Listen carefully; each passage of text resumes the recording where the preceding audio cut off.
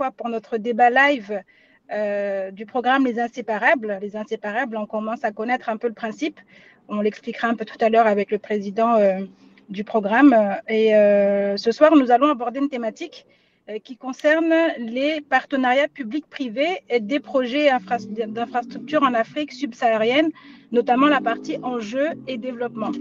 Donc, nous allons avoir à peu près une heure et demie pour évoquer ce sujet-là, avec des experts, comme d'habitude, qui vont évoquer certains aspects assez complexes et qui vont nous donner des pistes de réflexion et puis des éléments constructifs, en fait, du débat que nous allons avoir durant cette heure qui va suivre. Nous avons avec nous ce soir M. Jean-François Esquera, qui est président de CrossLab Solutions. Bonsoir, M. Esquera. Bonsoir à tous, ravi d'être parmi vous ce soir et merci pour l'invitation. Nous avons également avec nous Maître Yekan Honoré-Gué, qui est avocat à la Cour. Bonsoir, Maître.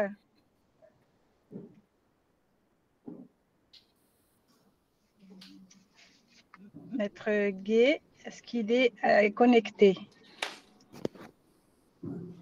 Pas encore. Ben, on le garde pour tout à l'heure, on le présentera une fois qu'il sera connecté. On a également avec nous, comme habituellement, le coordinateur du programme Les Inséparables, qui pour ce mois d'août 2024 est M. Uriel Niamke. Bonsoir, monsieur le coordinateur. Bonsoir Amina, bonsoir à tous. Je suis très ravi de participer à ce débat live et hâte de partager avec vous des connaissances sur le secteur de l'infrastructure et les PPP. Et justement, à qui on doit la thématique de ce soir, bien évidemment. Et vous nous direz pourquoi c'était important pour vous d'évoquer cette thématique-là. Oui. Et comme d'habitude, on a monsieur Yannick. Donc, bonsoir. Et on va justement parler du programme des Inséparables. Nous en parler encore une fois, puisque c'est toujours bien, la répétition fait ancrer les choses. Donc, c'est toujours important de rappeler que les Inséparables, c'est un programme qui est né de la volonté de faire participer les populations, notamment en intégrant en fait tout ce qui est culturel, tout ce qui est économique, tout ce qui fait une population en fait, et qui fait que on a une identité par rapport à certains aspects. Donc, monsieur Mian, rappelez-nous en quoi consiste ce programme Les Inséparables. Bonsoir à tous. Merci Aminat pour cette modération. Encore une fois, Les Inséparables se retrouvent sur ce débat live-là, qui est devenu quasiment un rendez-vous mensuel, un cadre d'échange pour véritablement débattre sur certaines thématiques qui touchent le développement économique, social, politique et culturel de notre très chère Côte d'Ivoire. On a aujourd'hui la chance d'aller sur une thématique qui est assez d'actualité parce que les Ivoiriens observent un peu le développement du pays, les grands travaux qui se font. Abidjan est en chantier, la Côte d'Ivoire entière est en chantier et il est très important aussi de s'informer sur l'origine des financements de ces chantiers-là, car en Côte d'Ivoire, on parle de plus en plus d'endettement et autres. Donc, le programme Les Inséparables en lui-même est un programme de développement économique et social qui vise à créer des communautés économiques locales. On pense le développement en partant de la base. Pour nous, Les Inséparables, le développement du pays passe d'abord par le développement du petit village, le développement de la petite région, le développement du département. Et à travers cette échelle-là, on peut valablement atteindre le développement général de la Côte d'Ivoire. Donc, ce programme-là réunit des jeunes Ivoiriens, des jeunes intellectuels de tous horizons qui se mettent ensemble pour formuler des réflexions, qui se mettent ensemble pour accompagner les communautés locales, pour les amener à une certaine forme d'éducation financière, d'éducation économique et pour tirer une chaîne de développement global sur toute la Côte d'Ivoire. Aujourd'hui, nous sommes avec notre quatrième président, le président Niamke Uriel qui est là. Et je pense que c'est déjà, depuis mai, nous sommes dans un chapelet de rotation présidentielle qui fait son bonhomme de chemin. Et on souhaite bon vent au président et puis merci surtout pour ce thème-là qui est vraiment d'actualité. Voilà un peu brièvement présenter l'actualité sur les Inséparables. Merci beaucoup. Et puis un mot avant de démarrer avec le président de l'EIC. Corporation, Monsieur Achille Agbe. Donc, Achille, un mot justement sur cette thématique, puisque on sait aujourd'hui que on est sur des problématiques qui vont toucher la finance, hein, et puis on sait qu'aussi EIC participe à ce genre de débat, puisqu'encore une fois, l'objectif, c'est de pouvoir accompagner les acteurs publics et puis les acteurs locaux, qui soient de l'ordre privé, les socio-professionnels, à accéder justement au nerf de la guerre, puisqu'encore une fois, c'est de ça qu'il s'agit. Donc voilà, donc un petit mot sur cette thématique, en quoi elle est importante et quel poids aura cette session de débat live dans la suite des événements. Bonsoir et merci beaucoup Aminat, c'est avec beaucoup de plaisir. Je pense que on a des experts, en tout cas qui sont cabrés pour aborder en fait cette thématique qui est pour moi extrêmement transversale parce qu'elle touche justement en fait à la croissance, mais aussi au développement. Et comme l'a rappelé Sylvain à l'instant, le programme c'est un programme en fait économique justement qui est affilié à des territoires et qui vise en fait pour les jeunes voilà de développer en fait des territoires bien entendu à partir du socle culturel et aborder ce genre de thématiques qui en soi en fait font partie des grands chantiers du développement économique en fait. Je pense que c'est tout le plaisir de cette soirée. Aussi j'aimerais aussi souligner que le programme Inséparable, c'est un programme aussi qui a 5 mois aujourd'hui. Et pour EUC, c'est un programme qui va être implémenté en fait dès l'année prochaine dans tous les 50 pays en fait du réseau EUC à l'international. Et c'est un programme qui est extrêmement massif, se rapproche des populations. On échange, voilà, tous les mois, comme tu l'as rappelé, Amina, sur des sujets extrêmement importants. Je pense que la première session avait abordé la question du crédit carbone. La deuxième, si ma mémoire est bonne, avait abordé la question de l'innocuité des aliments dans la rue. Je crois la troisième, c'était sur les systèmes pyramidaux et le marketing relationnel avec tous les arnaques qu'on peut avoir. Et aujourd'hui, on aborde avec Uriel, qui est donc le président du programme, pour cette période, en fait, sur les enjeux, justement, d'investissement dans le secteur des infrastructures avec les financements croisés, PPP. Pour ma part, c'est une thématique qui est importante parce qu'en fait, on veut savoir, on veut comprendre. Je pense que c'est vraiment tout l'intérêt de la soirée d'aujourd'hui, ces enjeux-là. Et comme l'a dit Sylvain, en fait, on sait qu'il y a beaucoup d'instruments de dette, donc ça va justement attirer l'attention. Ce sont les travaux publics qui engagent aussi les citoyens, qui engagent aussi la population. Et ma foi, voilà, c'est un gros sujet. Donc, voilà, je nous souhaite en tout cas une très belle session. Et puis, volontiers pour échanger avec nos experts du jour. Merci beaucoup. Alors, je viens d'avoir l'information que Maître Yekan Honoré-Gué est connecté. Il est avec nous, donc on n'a pas démarré. Un de nos experts avec qui on va aborder justement cette question des PPP, des partenariats publics-privés sur les projets d'infrastructure. Maître Gué, bonsoir. Bonsoir, Amina. Merci de nous rejoindre. À tous. Merci, c'est un plaisir pour moi. C'est tout un honneur. Donc, je suis dans un environnement que j'aime bien, ces genres de débats. Ce type de débat qui nous permet de réfléchir sur l'avenir de l'Afrique à travers les instruments de développement. Donc, pour ceux qui ne me connaissent pas, bon, je suis dans EIC G25 Côte d'Ivoire. Je suis Maître Yekan. Je suis avocat au barreau de Côte d'Ivoire. Je suis également docteur en droit. Donc, concomitamment, je délivre des enseignements dans diverses universités. Comme parcours, j'ai fait mes classes à Montpellier, ma thèse, ma formation d'avocat à Paris. J'y ai exercé pendant quelques années avant de rentrer en Côte d'Ivoire. Donc, ça fait quand même une quinzaine d'années voilà, que j'exerce. Donc, il y a une certaine expérience et ici, on traite également les problématiques de partenariat public-privé.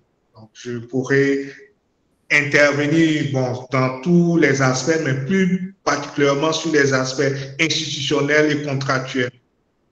C'est voilà, sur les points précis sur lesquels je voudrais intervenir. Je ne sais pas si j'ai été concis et précis, mais bon, voilà comment je... Ça a été parfait. D'ailleurs, on aura l'occasion de revenir sur ces précisions que vous avez commencé à aborder. Alors, on va démarrer on est sur la partie des présentations à la fois des intervenants et du sujet. Donc, le sujet, je le rappelle, c'est les partenariats publics-privés des projets d'infrastructure en Afrique subsaharienne, enjeux et développement. Donc, juste le titre, déjà, il y a beaucoup d'éléments, je pense qu'il va falloir définir, qu'il va falloir recadrer, puisqu'encore une fois, donc, on parle de PPP, donc partenariat public-privé. Je pense qu'à un moment donné, il va falloir définir un petit peu cette notion d'infrastructure. Qu'est-ce qu'une infrastructure ? Et on parle d'Afrique subsaharienne. Donc, encore une fois, là, c'est délimiter une zone géographique, puisqu'encore une fois, là, on sort du cadre de la Côte d'Ivoire uniquement, mais je pense que les problématiques se retrouvent un petit peu dans cette Afrique subsaharienne en fonction des pays, plus ou moins de manière appuyée, mais notamment les infrastructures, je pense que c'est un sujet qui revient constamment et qui fait partie du développement de l'Afrique et des territoires africains. Et puis, en fait, les enjeux de développement, bien évidemment, ça sera le sujet, comment faire pour arriver justement à accompagner ces enjeux et ce développement. Donc, on va démarrer par la définition du mot projet d'infrastructure. Qu'est-ce qu'une infrastructure et en quoi c'est important d'en avoir ou peut-être pas de ne pas en avoir. Donc, pour ça, on va interroger la personne qui a initié ce sujet. Pourquoi il faut qu'on parle des infrastructures en Afrique subsaharienne. Donc, Monsieur Uriel Niamke, président coordinateur en fait du programme de ce mois d'août. Qu'est-ce qu'une infrastructure? Qu'est-ce qu'un projet d'infrastructure, clairement? Alors, ouais, pour être clair, un projet d'infrastructure, c'est une infrastructure, déjà, c'est un ensemble d'ouvrages. C'est un ensemble d'ouvrages qui est constituant la fondation et l'implantation sur le sol d'une construction. Et c'est aussi un ensemble d'installations qui est nécessaire au bon fonctionnement de la société. Alors, quand on parle d'infrastructure, on parle d'infrastructure économique. Pourquoi économique? Parce que c'est ce genre d'infrastructure qui soutiennent les activités économiques. On parle de routes qui permettent d'acheminer, par exemple, les marchandises vers les ports. On parle de routes qui permettent aussi d'acheminer les produits miniers vers aussi les ports pour l'exportation. On parle de centrales hydroélectriques ou même de centrales thermiques qui permettent d'alimenter les compagnies minières afin de pouvoir extraire les mines, puisque c'est des projets qui sont beaucoup énergivores. Donc, il y a deux catégories d'infrastructures. Donc, il y a les infrastructures économiques qui permettent de booster les activités économiques, donc qui ont une répercussion sur les autres secteurs dans l'économie. Donc, ça permet de faciliter le transport, la production et des biens. Donc, dans cette catégorie-là, on peut citer tout ce qui est infrastructure en lien avec le réseau de transport. Donc, on retrouve les routes, le chemin de fer, les ports, les aéroports. Ouais. Et ensuite, on peut retrouver aussi des zones industrielles. Donc, on a pas mal de zones industrielles en Côte d'Ivoire. Il y en a à Yopougon, que tout le monde connaît. Il y en a aussi à Koumassi. Donc, c'est des zones industrielles où les compagnies industrielles vont aller s'installer et qui bénéficient de certaines commodités dont ils ont besoin pour pouvoir produire des biens de grande consommation. Ça peut être aussi des centrales, donc comme je l'ai dit, des projets d'infrastructures énergétiques, des barrages hydroélectriques, des panneaux solaires, des centrales à biomasse, des centrales thermiques, donc qui permettent d'alimenter les compagnies et puis aussi les ménages pour leur permettre de produire du bien. Donc, vous voyez que ces infrastructures économiques, la base, c'est vraiment de soutenir l'économie et de favoriser la production, le transport et la consommation des biens. Donc, la deuxième catégorie, il y a les infrastructures, ce qu'on appelle l'infrastructure sociale. Donc, ça se focalise plus sur les équipements et services qui permettent de satisfaire aux besoins communautaires. Donc, on parle de santé, on parle d'écoles et universités, on parle de parcs d'attractions, on parle aussi de tout ce qui est logements sociaux. Donc, l'objectif primaire de ce type d'infrastructure, c'est de satisfaire aux besoins de la communauté. Donc, c'est vraiment ça la différence entre les infrastructures économiques et les infrastructures, alors, ce qu'on appelle infrastructures sociales.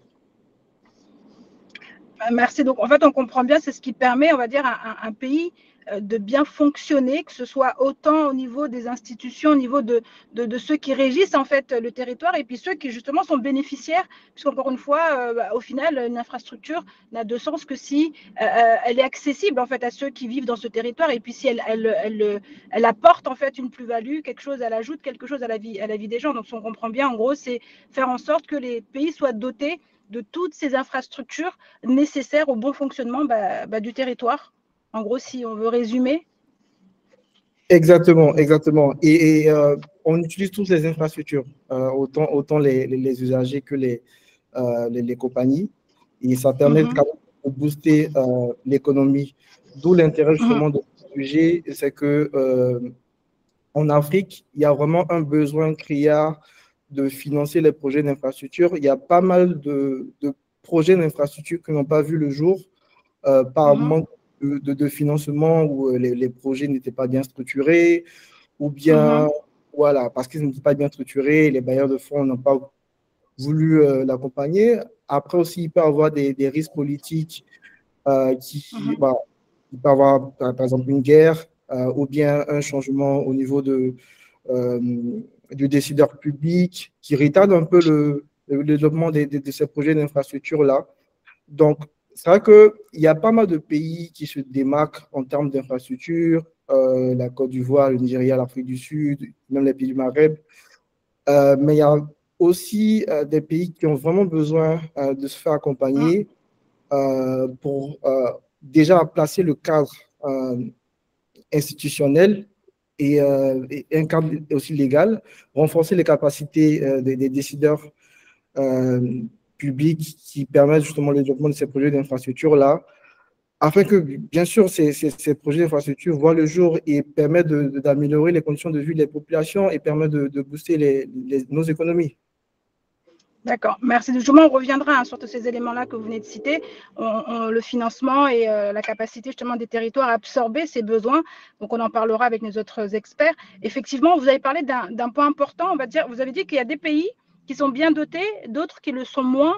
Donc, comment ça se passe? Parce que là, on parle, donc là, on va profiter justement de la thématique, si on parle d'Afrique subsaharienne. Et donc, vous avez dit, il y a des pays qui sont plus avancés, d'autres qui le sont moins. Comment ça se matérialise en fait? Est-ce qu'aujourd'hui, quand on parle d'infrastructures, il y a d'un côté les pays qui sont avancés et qui ont une façon de fonctionner qui est différente, et puis les autres qui ne le sont pas, et à quoi ça peut être dû? Et est-ce que, comme on voit d'habitude, on a souvent l'habitude de faire la distinction entre les pays d'Afrique francophone, anglophone et lusophone, à faire des comparaisons. Monsieur Mian, est-ce qu'aujourd'hui, ce sont des éléments qui doivent être pris en compte justement dans les échanges qu'on doit avoir pour justement accompagner les pays africains? Est-ce qu'aujourd'hui, il y a des pays qui sont mieux logés, mieux lotis que d'autres et qui vont peut-être avoir moins besoin d'accompagnement par rapport aux autres? Effectivement, naturellement, il y a des pays qui sont mieux nantis, mieux lotis plutôt que d'autres. Et la cause principale que moi je pourrais évoquer, c'est surtout le risque pays, comme l'a relevé le président Uriel tout à l'heure. Il y a d'abord les alternances politiques qui font que naturellement, on dit que l'État est une continuité. Des fois, dans certains pays de l'Afrique subsaharienne, cette continuité-là, elle n'est pas vraiment suivie, ce qui fait qu'un pont qu'on devait faire sous un régime, dès qu'on change, on passe d'un régime A à un régime B, tout de suite on cherche à changer de partenaire pour la construction de ce pont, à changer le nom du pont, à changer le maître d'ouvrage et tout ce qui s'ensuit. Donc au niveau du risque pays, c'est ça même qui constitue véritablement la cause de cette différence d'infrastructure entre ces pays-là. Donc, il y a forcément des pays qui sont mieux nantis et on le constate même avec le cas de la Côte d'Ivoire. En période de crise, la Côte d'Ivoire n'a pas suivi cette trajectoire-là. Et depuis 2011, après la crise post-électorale, nous sommes dans une période de paix assez remarquable. Et cette période de paix-là a permis et a favorisé, je dirais, le développement de projets assez sérieux, vu que le président est là depuis près de 14 ans bientôt. Donc, il a eu le temps de pouvoir lever des fonds, le temps de pouvoir mettre en place des projets et de les suivre jusqu'à leur terme. Donc, c'est véritablement le risque pays, la stabilité politique au sein de ces pays-là qui fait que même la bonne volonté de certains gouvernants de doter leur pays d'infrastructures n'arrive pas à son terme réellement. Donc, c'est ce que je peux relever principalement. Donc, du coup, on peut lier en fait justement cette infrastructure plus ou moins développée avec la politique même du pays, notamment comme vous avez parlé de la stabilité politique. Et qui dit stabilité politique dit aussi justement suivi des projets, structuration, parce qu'encore une fois, un projet qui démarre sous un mandat, comment faire pour qu'il continue, puisque infrastructure veut dire, en fait, on soutient aussi le développement du pays et ça dure, ça peut durer sur plusieurs mandats, donc comment faire? Et justement, ça implique, quand on parle de partenariat public-privé, puisque quand le public change, le privé peut rester le même. Et comment on fait pour accorder toutes ces choses-là? Et justement, je vais poser la question à notre intervenant, Maître Yeken, qui va nous parler justement de toutes ces parties normatives de réalisation des partenariats publics-privés. Comment ça se passe en fait? Comment on sécurise ce genre de partenariat pour que justement il ne soit pas touché par ces instabilités qui peuvent être politiques, notamment lors d'un changement de gouvernement? D'accord, merci bien, merci de me donner la parole. Ben, à la suite de l'intervention, à mon point de vue, le risque CI n'est pas uniquement le seul élément qui justifie ou qui explique la situation différente des pays. Il y a aussi leur capacité économique, leur situation économique. Parce que même avec des périodes longues de stabilité, il y a certains pays qui n'ont pas pu développer des projets d'infrastructure parce que leur accès au marché ou la levée des capitaux, le maillage avec le système financier, etc., tout ça est dépendant de la capacité économique du pays. Donc, il faut rajouter ça également. C'est pas uniquement le risque pays parce que on a vu que certains pays qui étaient en situation conflictuelle ont continué à produire des infrastructures. Et même si on prend le cas de la Côte d'Ivoire, à l'occasion de la crise, la continuation de l'autoroute jusque dans la capitale, qui est Yamoussoukro, a débuté en 2006, je crois, pendant la crise. Et c'est terminé en 2010. Donc, pendant la crise, il y a des infrastructures qui ont été montées en raison de la capacité économique de la Côte d'Ivoire. Mais pour revenir à la question qui m'est posée, il faut savoir aujourd'hui que l'Afrique subsaharienne a une certaine appétence pour les infrastructures. Au regard de cette appétence, il y a une certaine organisation qui s'est mise en place. Parce que nous avons des institutions régionales qui ont pris à bras le corps déjà ces questions d'infrastructure et de PPP en organisant au niveau régional les éléments, les outils qui vont permettre de se déployer au niveau local. Par exemple, il y a une initiative PPP au niveau de la CEDEAO, bien entendu qu'au jour d'aujourd'hui, il n'y a pas tout un arsenal normatif pour pouvoir cadrer tout ça, mais il y a déjà une initiative avec un lien entre les comités au niveau national et les comités au niveau régional. Donc, au niveau de la CEDEAO, nous avons cette structuration. Et l'organisme qui est plus avancé, l'organisation qui est plus avancée, c'est l'UEMOA, qui comprend 9 pays de l'Afrique subsaharienne, qui a produit une directive en matière de partenariat public-privé pour pouvoir booster le développement des infrastructures. Donc, c'est la directive de 2022. Si vous tapez sur Internet, vous verrez la directive. Il y a une directive régionale au niveau des PPP. Donc, c'est pour dire que cette problématique est prise à bras le corps par la région en tant que telle. Parce qu'on sait aujourd'hui que l'Afrique est destinataire des infrastructures de demain. Donc, ces institutions ont pris en compte cette problématique. Et la directive, bon, je ne rentrerai pas dans les détails de la directive qui diffère du règlement. La directive appelle une application normative au niveau local. C'est ainsi que au Sénégal, dans les pays de l'UEMOA, chaque pays a essayé de décliner en termes de décrets, en termes de lois, etc. C'est les différents éléments qui permettent de pouvoir mettre en place les PPP. En Côte d'Ivoire, nous avons le comité national de pilotage des PPP. Au Sénégal, nous avons l'unité d'initiative. Bon, je m'attarderai pas sur le nom, mais il y a une structure qui s'occupe également particulièrement des PPP. Donc, je prends le cas de la Côte d'Ivoire. Nous avons un décret, le décret de 2018, qui permet d'organiser les attributions et l'organisation du comité en tant que tel. Nous avons un autre décret qui a été pris aussi dans le même sillage en 2018 qui permet de structurer les projets en la matière. Donc, en matière normative, nous avons un ensemble d'arsenal. Je pourrais rentrer dans les détails, mais c'est pour dire que en Afrique subsaharienne, autant sur le plan régional que sur le plan local, les pays se sont pourvus institutionnellement, normativement, pour pouvoir répondre à la problématique juridique des PPP.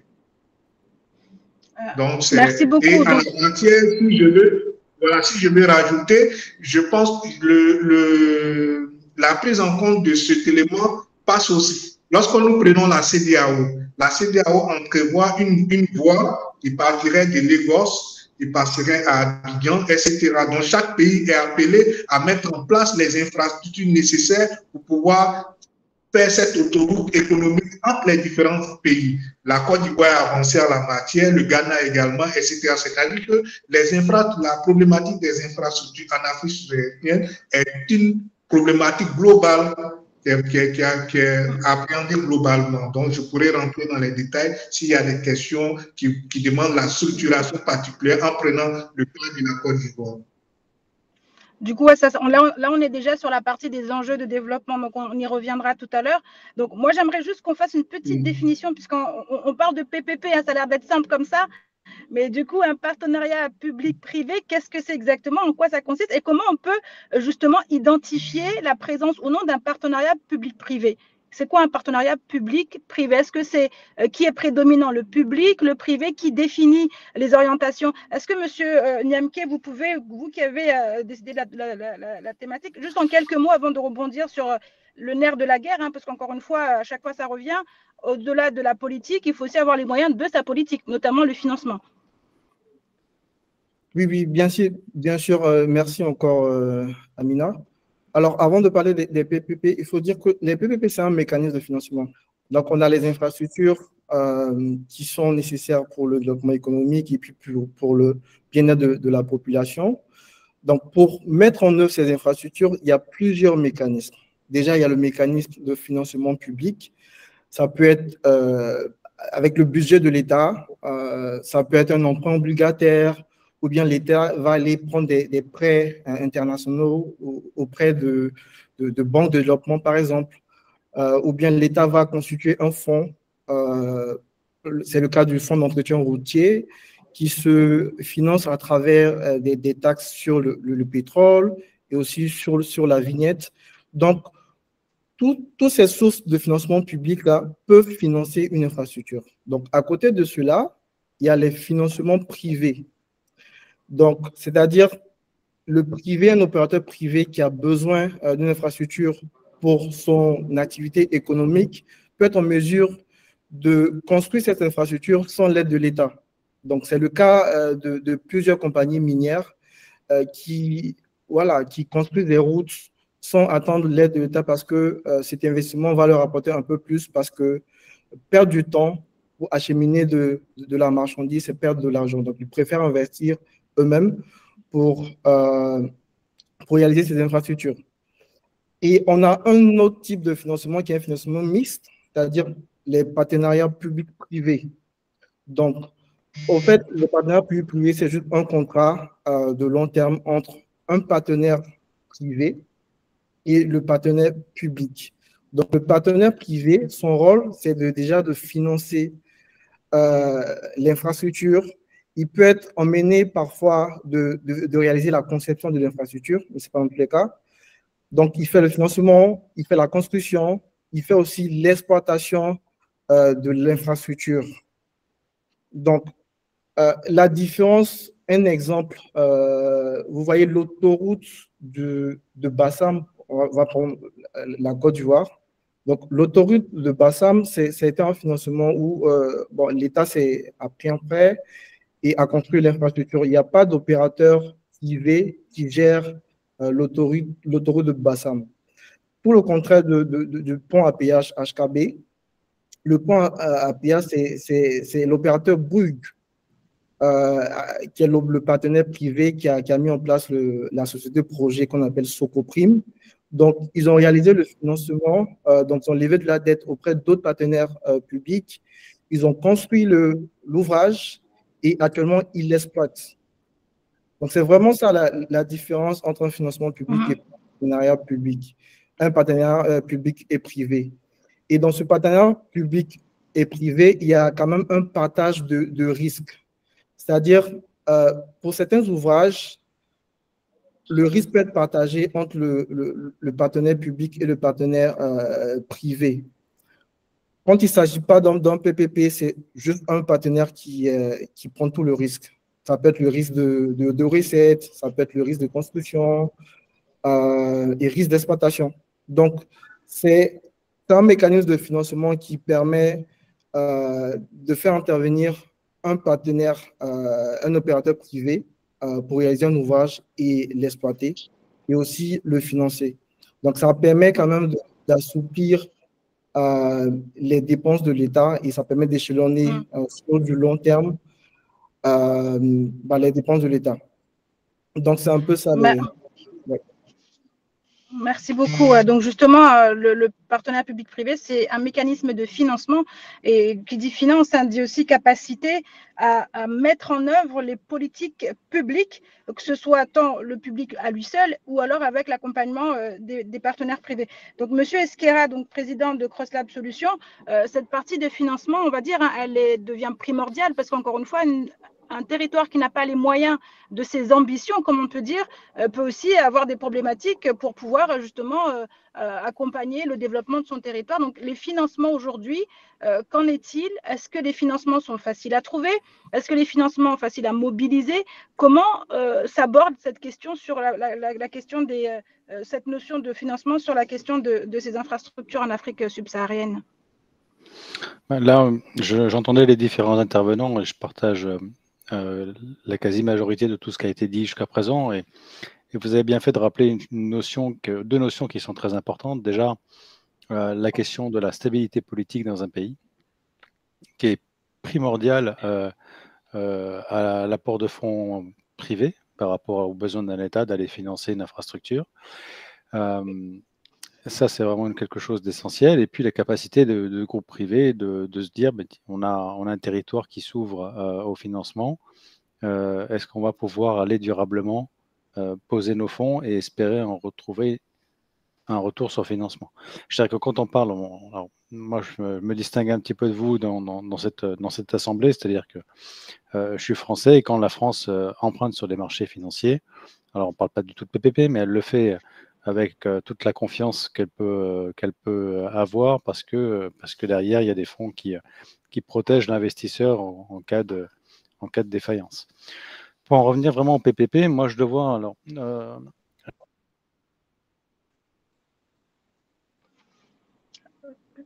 Votre micro est coupé. Votre micro est coupé, Monsieur Esquera. Oui, pardon. Voilà. Donc j'ai élargi un petit peu la présentation. Moi, je travaille avec, j'ai dans mon entourage des personnes qui sont financeurs justement de projets, des groupes d'investissement qui concentrent les fonds privés de grosses fortunes et qui recherchent justement dans une période où on parle quand même, c'est des notions que vous n'avez pas abordées, on parle beaucoup d'impact social, environnemental, on parle d'environnement, qui recherchent ce type de projet. Et je dirais l'Afrique n'a jamais été aussi près et à l'aube de recevoir beaucoup de financement. Pourquoi? Parce que les intérêts économiques se déplacent dans le monde. Jusqu'à il y a quelques temps, il y avait des grosses concentrations de fonds sur l'Europe et autres. Et moi, je parlais notamment hier avec une personne originaire du Bénin Elle me disait, elle évoquait les ambitions de beaucoup d'entrepreneurs en Allemagne qui étaient de se dire, bon, on va quitter l'Europe parce qu'on a moins confiance pour différentes raisons en l'Europe, en l'euro et autres, et on va se diriger vers l'Afrique. Et on cherche à faire des projets en Afrique. Donc il y a la notion aussi de se dire, vous avez évoqué tout à l'heure des pays qui n'arrivent pas à se financer. C'est toujours une question de confiance. Je crois que là, on pourra débattre des années sur cette question-là, mais c'est la confiance d'un investisseur de se dire à un moment donné, est-ce que je vais y poser mes valises? Parce que quand je vais décider d'aller y faire un hôpital, qui est aussi une infrastructure pour le bien social, le bien public, etc., j'y vais en me disant que si aujourd'hui on attend 2024, au plus tôt en y pensant aujourd'hui, l'hôpital va naître en 2027 ou 2028. Donc il y a beaucoup de ces questions-là. Donc au niveau PPP, pour en revenir à cette notion-là, le PPP, vous n'avez pas du tout parlé de l'ONU. Alors je suis assez surpris. Les différents intervenants là que vous êtes, d'accord. On allait y Donc, venir sur la partie internationale. Voilà, parce que l'ONU, effectivement, l'ONU se finance, bon, vous connaissez les familles de l'ONU, vous connaissez l'impact et autres, mais se finance beaucoup de projets pour les pays qui en ont besoin à travers des financements privés qui sont colossaux et les banques centrales aussi. Il y a beaucoup de levées de fonds qui se font par ce biais-là. Et donc, une partie des conditions aussi parfois pour accéder à ce qu'on appelle les investissements PPP pour un privé, c'est dans les conditions, c'est à un moment donné que lui sache pouvoir présenter un projet par rapport à un besoin d'un pays africain pour une infrastructure agricole. Vous parlez tout à l'heure de barrages ou autre. Il y a des projets qui naissent aujourd'hui de ça, qui sont organisés avec des sociétés de l'ONU. Ces sociétés de l'ONU ramassent des fonds colossaux qu'après ils redistribuent. Alors comment ils les redistribuent, je ne sais pas, je ne suis pas du tout au sein de l'ONU, mais grâce à justement un investissement privé de départ. Donc l'investissement privé de départ, en fait, vient apporter un fonds stable, parce qu'on parle de stabilité, et les banques centrales viennent faire de la levée de fonds, ou tout du moins font de la levée de fonds pour certaines plateformes aujourd'hui qui ont pour objectif d'aller justement créer des pools d'investissement pour ces pays-là. Donc, je vais vous donner un exemple assez simple. Et un autre exemple aussi. Sur la Hongrie, par exemple, moi j'ai une partenaire qui est propriétaire bancaire. En Hongrie, ils avaient l'ambition au niveau gouvernemental d'ériger des plateaux entiers de panneaux photovoltaïques pour l'énergie verte, enfin tout ce que l'Europe vend depuis des années. Et elle a pu avoir, par exemple, 1 milliard de caution donné par l'État. Est-ce que certains pays d'Afrique seraient prêts à faire ça? Est-ce que certains pays d'Afrique pourraient dire, par exemple, est-ce qu'à travers leur banque centrale ou à travers des minerais ou autres, ils pourraient garantir certains investissements, quel que soit ce qui se passe dans la durée, alors qui serait peut-être garanti par une organisation externe au pays, parce que bien évidemment, on parle toujours de confiance, et vous avez évoqué tout à fait justement qu'il y a des pays qui n'ont pas le temps de voir arriver un gouvernement que quelques mois après ou quelques années après, il change. Donc là, vous avez le contre-exemple parfait avec la Côte d'Ivoire, qui est un pays qui s'est quand même bien stabilisé et qui a, lui, bénéficié de cette stabilité pour se développer. Donc, dans ce cadre-là, le PPP, lui, bénéficie de fonds privés, et vous pouvez même avoir des investisseurs privés aujourd'hui qui se disent, bon, moi, j'apporte mes fonds, je fais des levées de fonds avec les banques centrales auprès des organismes qui sont chargés de nous mettre en relation. Et sur les gains de ces investissements financiers, une partie sera réservée de manière, je dirais, contractuelle au départ, pour aller alimenter les financements d'un fonds. Voilà.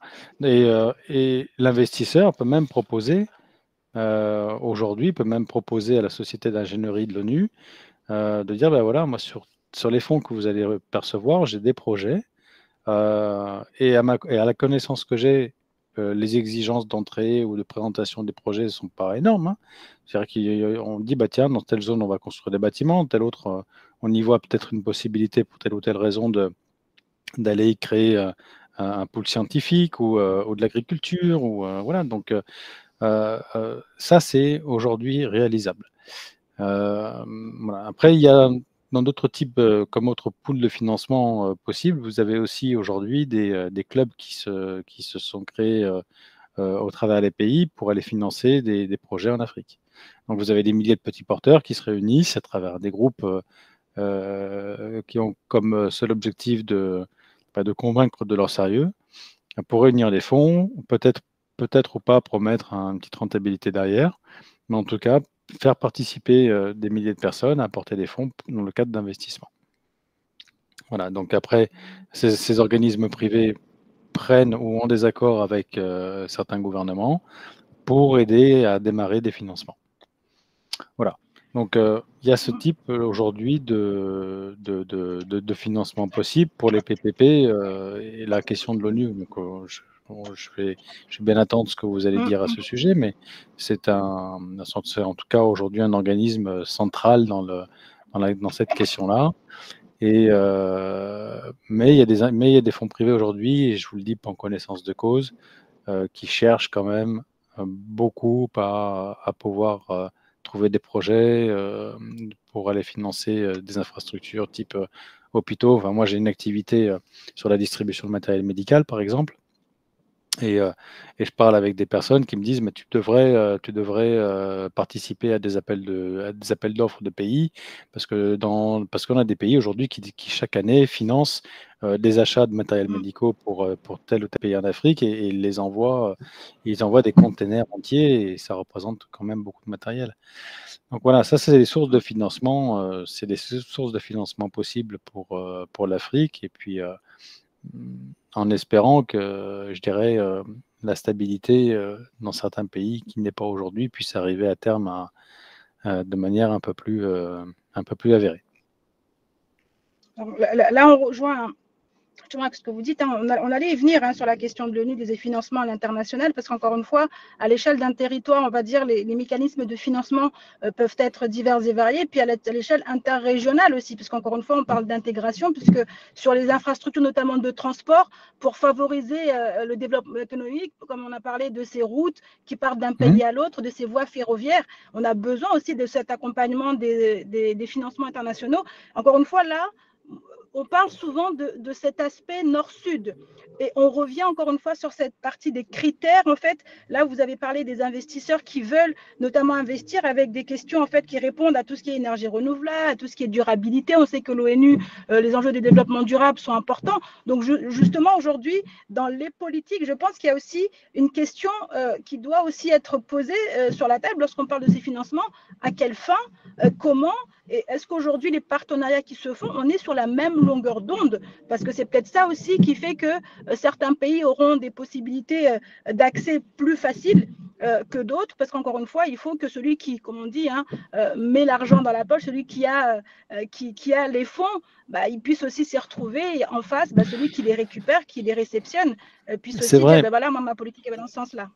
C'est vrai, mais tout ça est valable à un moment donné et sera valable dans les années qui viennent à partir du moment où les populations locales participent le plus. Donc, vous avez aussi un phénomène qui n'est pas négligé en Afrique, dans certains pays où il y a beaucoup de personnes qui n'ont pas encore de carte d'identité, il y a beaucoup de personnes qui n'ont pas de compte bancaire, qui jusqu'à présent ont pu, d'une certaine manière, participer à l'économie parce qu'elles avaient un téléphone mobile, une connexion Internet et établissaient leurs échanges en Bitcoin. Voilà, donc il y a quand même des solutions aujourd'hui qui permettent aux populations d'avoir accès bon gré mal gré à de l'information, ce qui n'était pas possible avant, ces outils, je dirais, d'indépendance de communication, mais ça fait partie aussi de cet intérêt que les populations locales, à un moment donné, participent à leur manière à ce développement et ne soient pas toujours entre guillemets, à la remorque. Donc, je dirais que c'est important qu'on parle de nord-sud, mais nord-sud ou ouest-ouest. Enfin, je pense que l'axe... Sud-sud même, ouais, ou sud-sud même. Ouais, l'axe qui va venir des pays d'Asie du Sud-Est aussi, c'est un axe à pas négliger parce que ça va devenir, en termes d'échange mondial, la principale partie des échanges dans le monde à terme, enfin, tout cet axe qu'il y a dans ces pays-là. Donc, il y a des financements à aller chercher. Il y a des plateformes aujourd'hui qui font des efforts pour aller consacrer une partie des bénéfices qu'elles réalisent sur un plan financier pour apporter ces fonds-là à l'ONU. C'est ce qui permet à l'ONU de fonctionner d'ailleurs aussi, et l'ONU après de redistribuer en fonction des critères ou des demandes à des pays qui en ont besoin. Et ça fait déjà partie de ce que...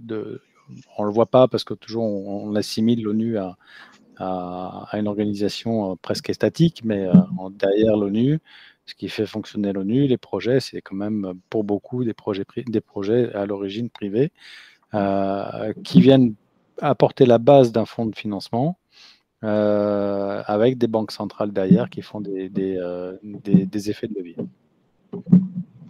Oui, donc effectivement, hein, donc encore une fois, je pense que cette question de financement, elle peut être perçue, envisagée sous une forme de géométrie variable en fonction peut-être des systèmes en fait en place, hein, et puis en fonction des enjeux.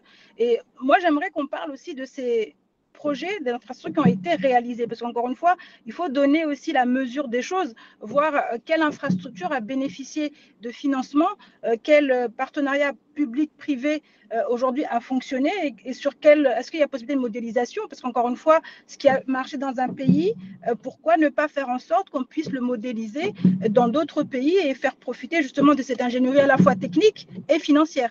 Yann, Monsieur Mian, vous êtes justement coordinateur, vous êtes président du programme Inséparable. Justement, là, on parle justement de faire déployer ce programme sur d'autres pays d'Afrique. Est-ce qu'il n'y a pas quelque chose à faire à ce niveau-là?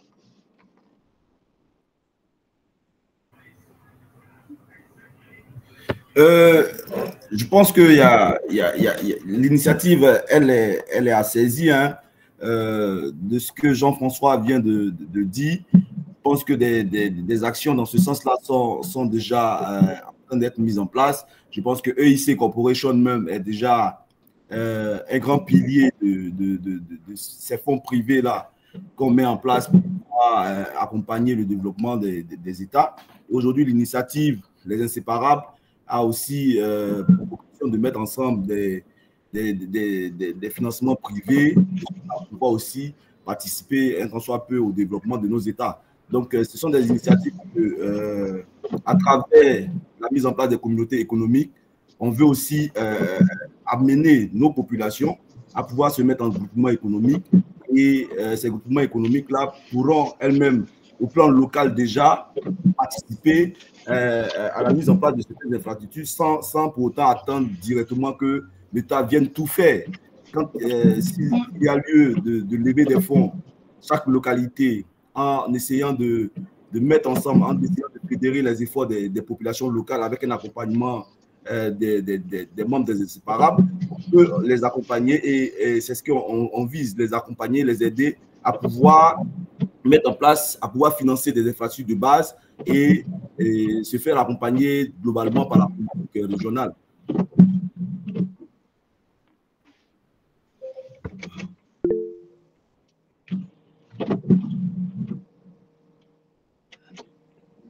Allô? Oui, allô? Allô? Ah oui, ok, j'entendais plus en fait. Oui, donc moi j'aimerais juste, Maître Guay, justement, j'allais vous faire intervenir sur la partie comment on structure tout ça, parce qu'encore une fois, entre le dire et le faire, comment on fait pour que les infrastructures, les choses en fait, dont tout le monde a besoin, parce qu'encore une fois, le sujet n'est pas là, c'est le besoin est là, il est criant.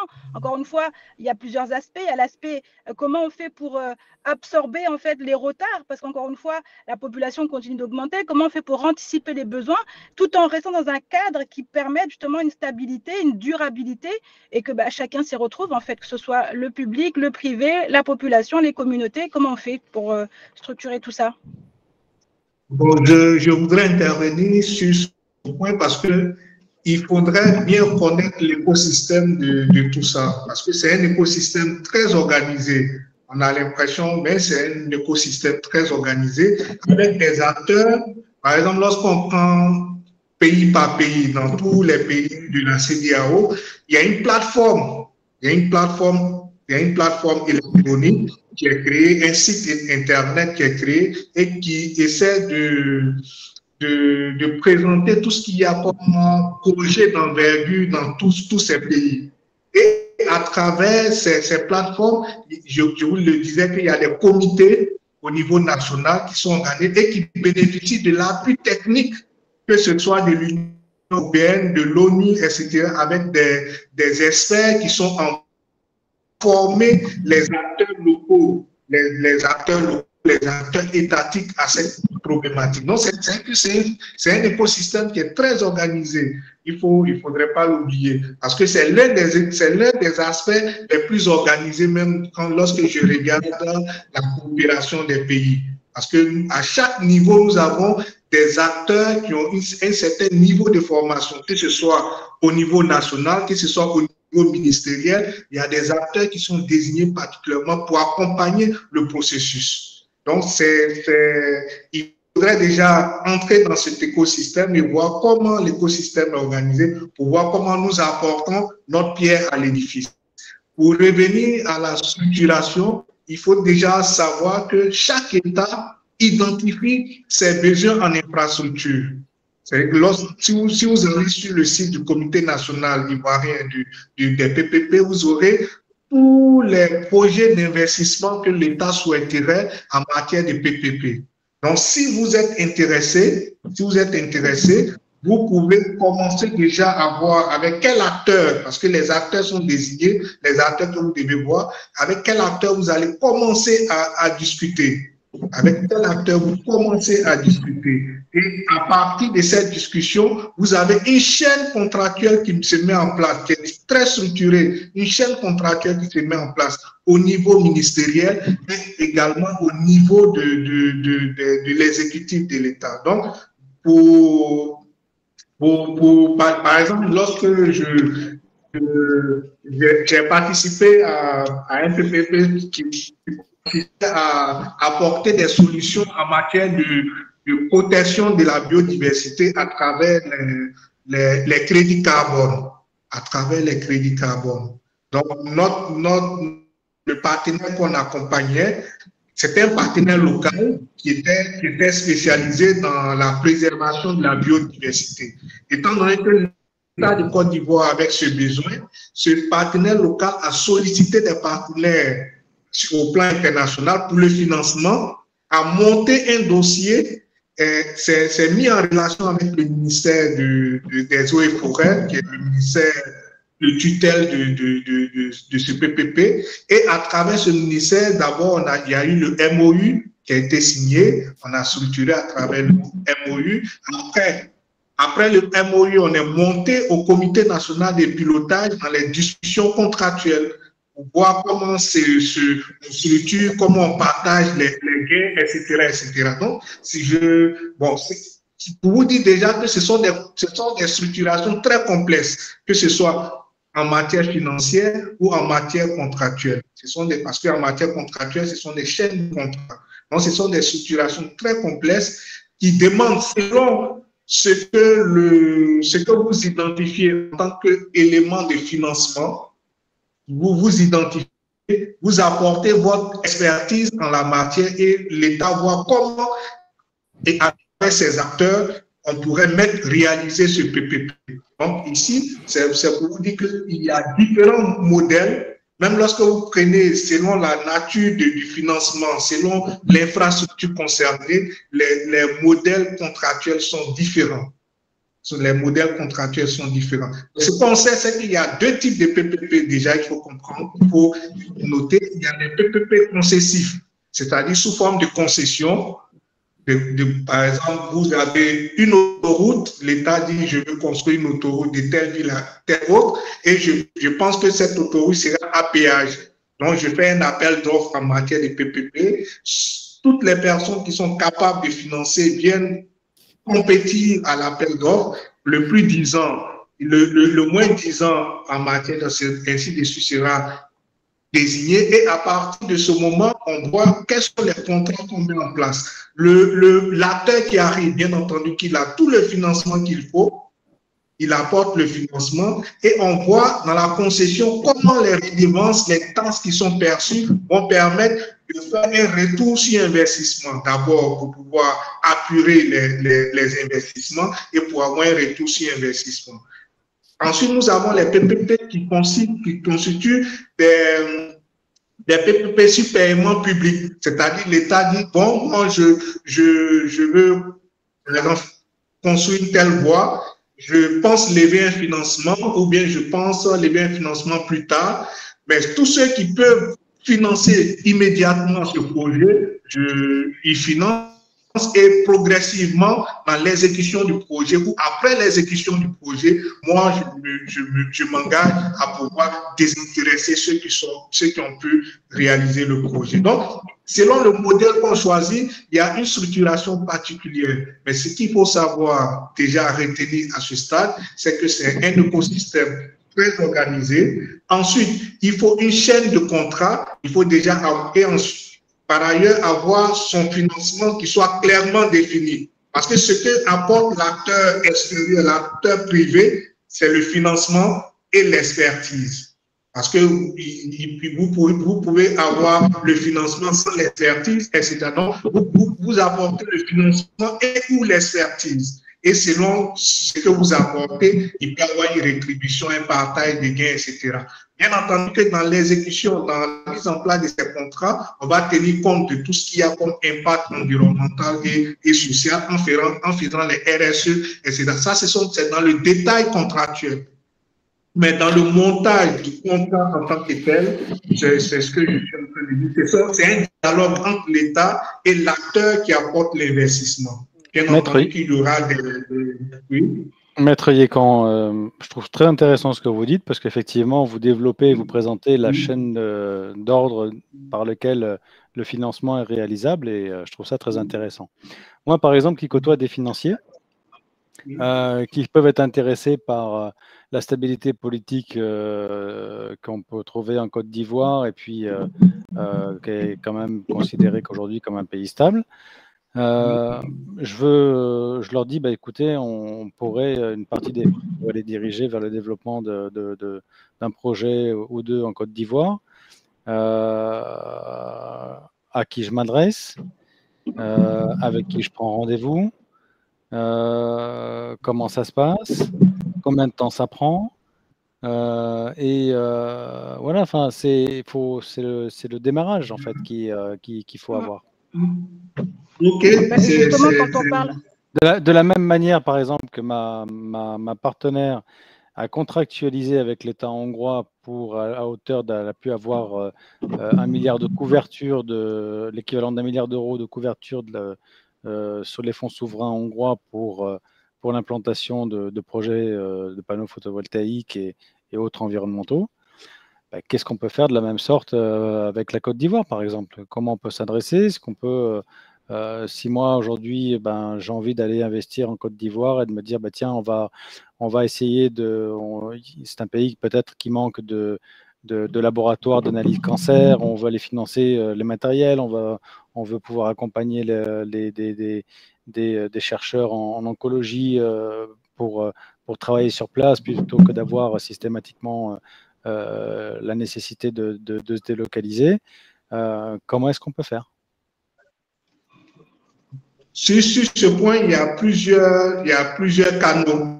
Je dirais qu'il y a plusieurs canaux. Bon, si vous êtes un acteur extérieur, bien entendu que vous allez prendre connaissance avec le pays, mais vous allez par exemple sur le site du CNPPP de la Côte d'Ivoire, qui est le Comité national de pilotage, où vous avez un listing des projets, de l'intérêt pour la Côte d'Ivoire pour certains projets d'infrastructure. Donc là, vous verrez déjà, voilà, vous avez une foire au PPP, donc vous allez faire votre marché, voir qu'est-ce que vous voulez financer, etc., etc. Ça, c'est moi, Moi, mon marché, on reviendra sur les détails. Ouais, on reviendra sur les détails des projets. Si après, de toute façon, on pourrait prendre contact après pour préciser tout ça. Je pense qu'on va continuer justement à vous parler, Maître Yekam, de ces projets en fait qui sont sur cette plateforme. Mais encore une fois, vous parlez d'ingénierie et vous parliez aussi donc technique et financière. Est-ce que c'est pas aussi quelque chose qui exclut certains acteurs économiques? Parce qu'encore une fois, il faut avoir les reins solides. Et est-ce qu'économiquement, aujourd'hui, en termes d'ouverture de tous ces marchés, de toutes ces possibilités, ces opportunités en fait économiques, est-ce qu'il y a un travail qui est fait pour accompagner peut-être des plus petits porteurs à se réunir pour pouvoir avoir une force économique? Parce qu'encore une fois, ce qui revient souvent du monde entrepreneurial, on accompagne souvent notamment les PME, les TPE, qui ne se voient pas justement capables ou peut-être visés par ce genre de structuration. Yann, par exemple, Monsieur Sylvain, Yann, comment s'est abordé cette question au niveau de la Côte d'Ivoire, au niveau des PME notamment?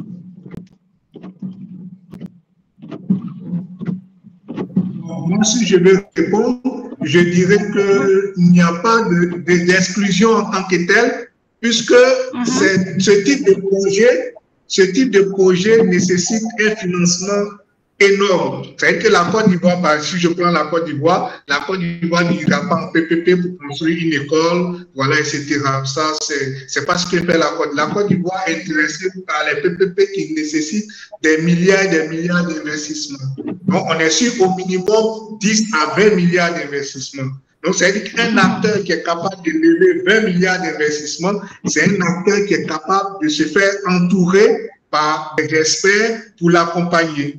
Maintenant, je vous ai donné l'expérience de l'acteur local que j'avais, qui n'avait pas ce financement, et lui-même est allé chercher le financement à l'extérieur à travers des contacts, etc., et qui a pu organiser ce financement avec des acteurs aussi au niveau international qui l'ont accompagné et qui est venu présenter ce PPP à l'État de Côte d'Ivoire. Donc, c'est aussi une démarche qui peut être faite lorsque l'acteur il est faible à l'intérieur, soit il peut avoir un maillage entre plusieurs acteurs, parce qu'on peut mailler ça avec le code des investissements, on est capable de lever 2 milliards, 10 milliards, etc. à plusieurs, on peut négocier un PPP. Mais ce qui suppose également qu'on se fasse accompagner comme il le faut. Peut-être par Jean-François qui s'y connaît, par d'autres, voilà, etc. Donc, c'est comme ça. D'accord. Donc, on va enchaîner avec. Maintenant, on arrive à la fin. Encore quelques minutes d'intervention avant de donner la parole à nos participants pour justement voir s'il y a des choses qu'ils aimeraient pouvoir éclaircir avec vous, les experts.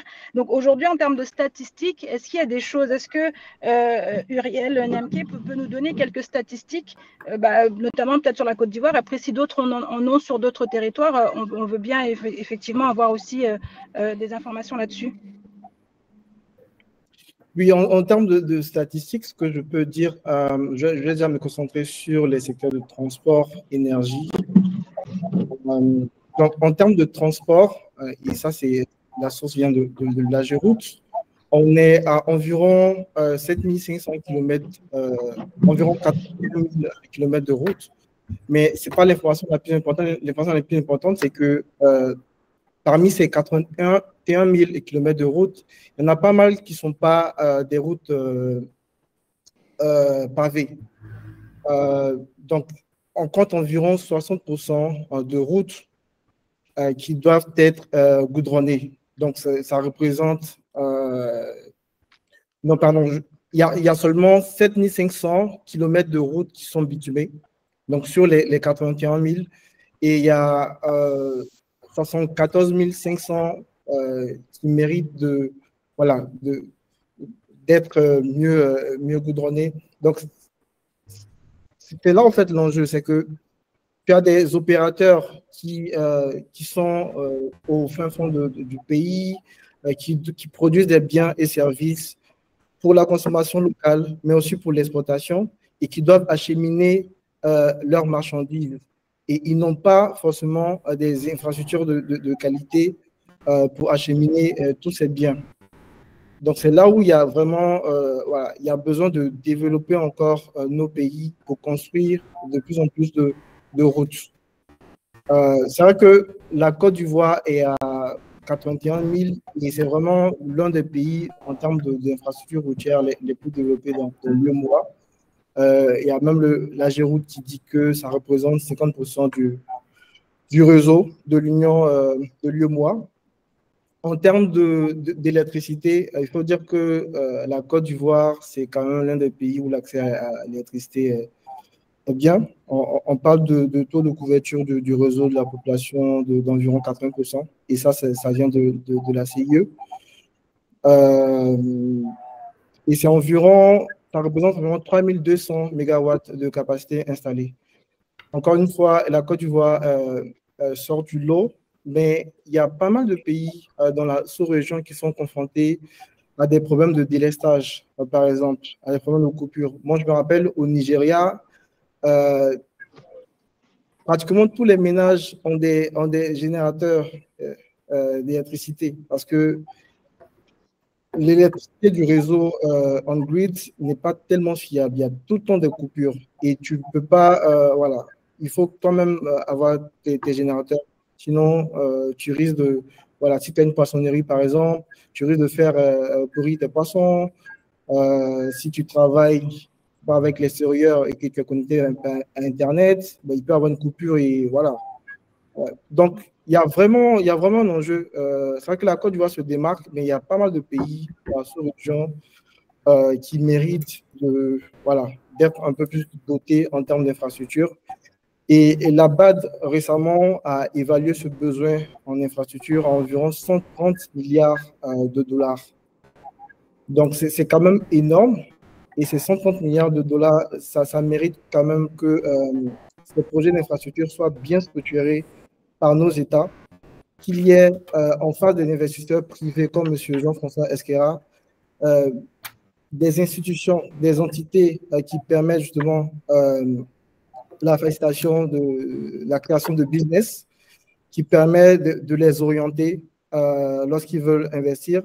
Et il faut également que nos États fassent une bonne planification stratégique des projets d'infrastructure. C'est vrai que M. Maître Honoré parlait tout à l'heure de la structuration de projets, mais avant même que le projet soit reconnu, enfin, soit identifié comme un projet qui doit être financé en PPP, il est d'abord un projet qui répond à un besoin.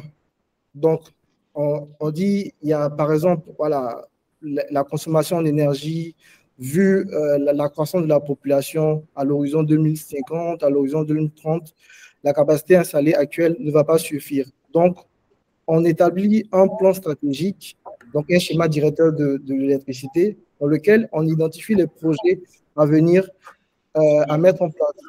Et ça peut être, par exemple, on peut vouloir mettre en avant des projets d'énergie renouvelable pour avoir un mix énergétique beaucoup plus intéressant avec recours justement de l'énergie qui est propre.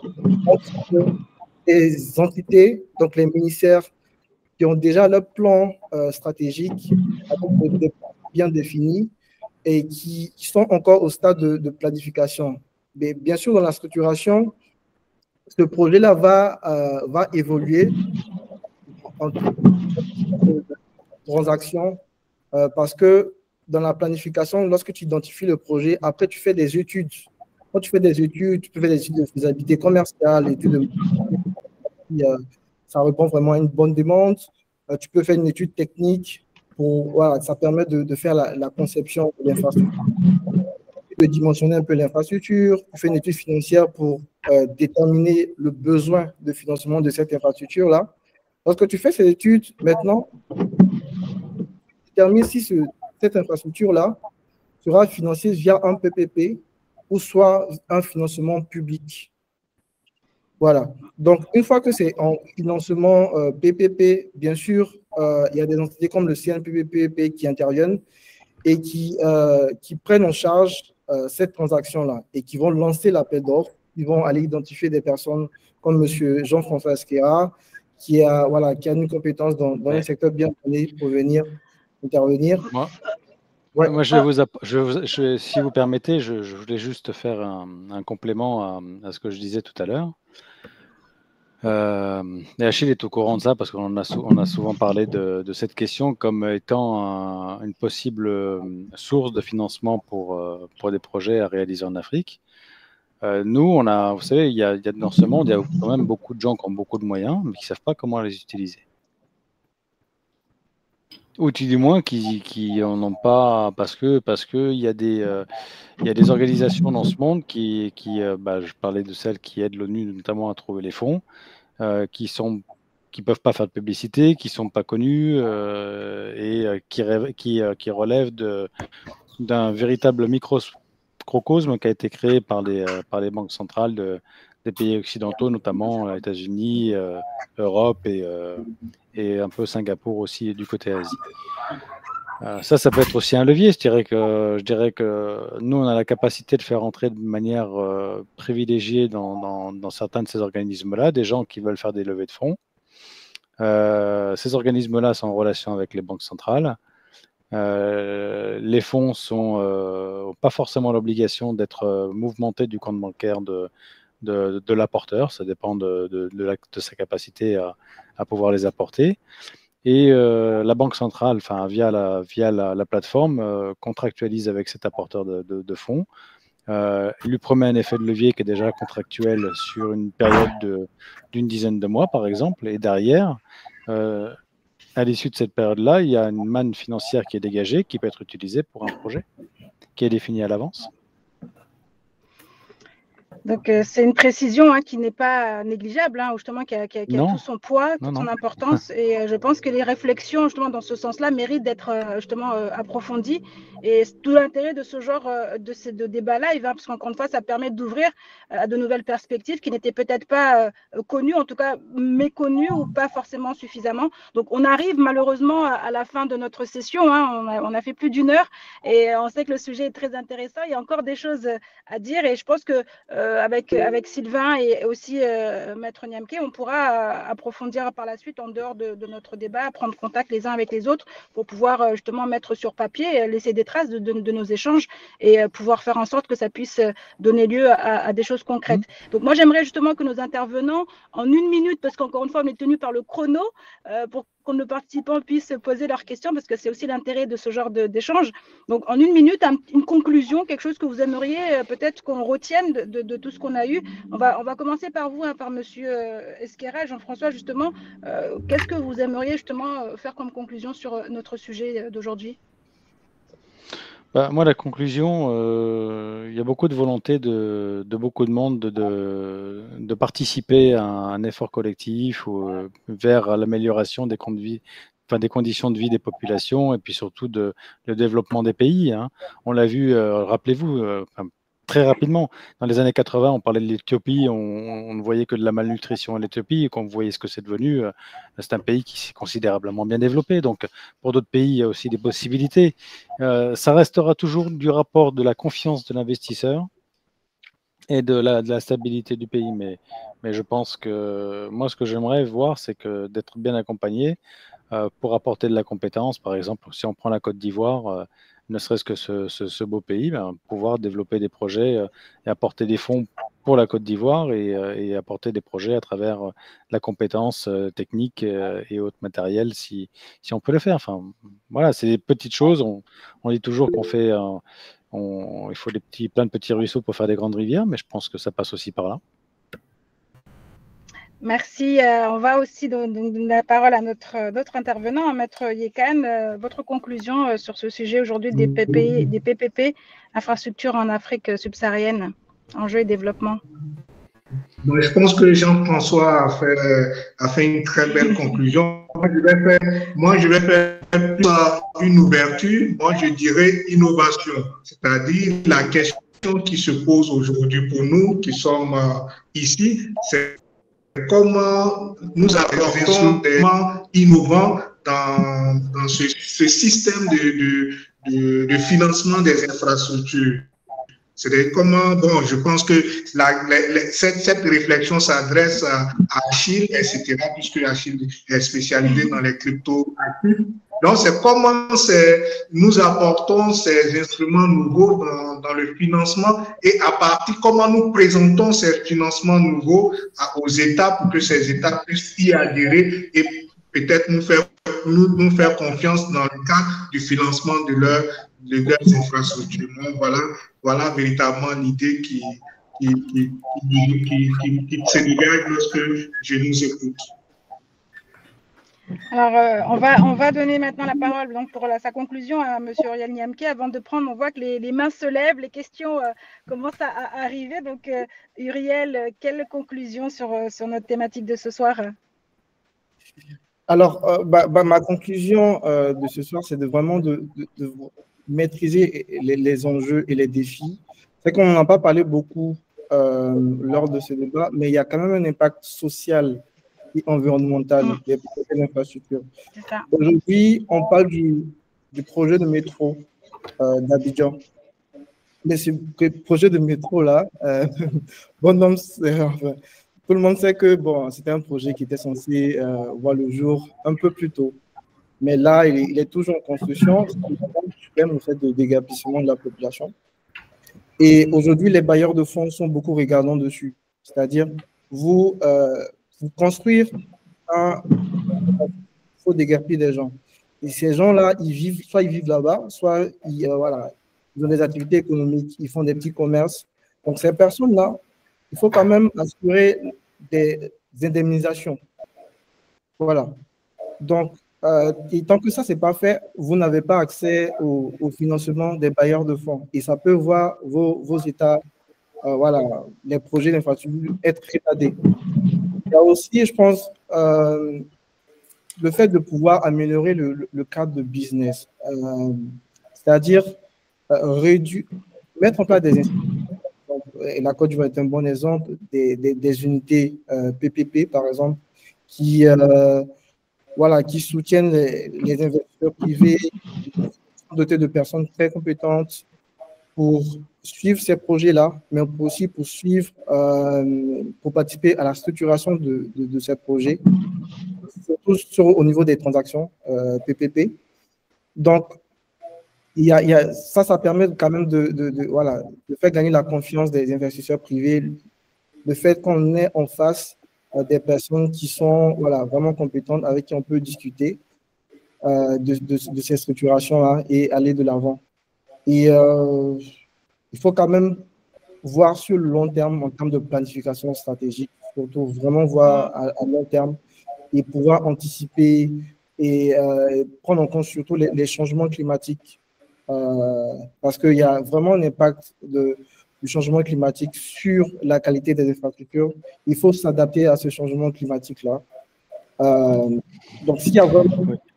Absolument. Absolument. Et en tirer profit, sachant vers quoi on va dans les 15 à 20 prochaines années.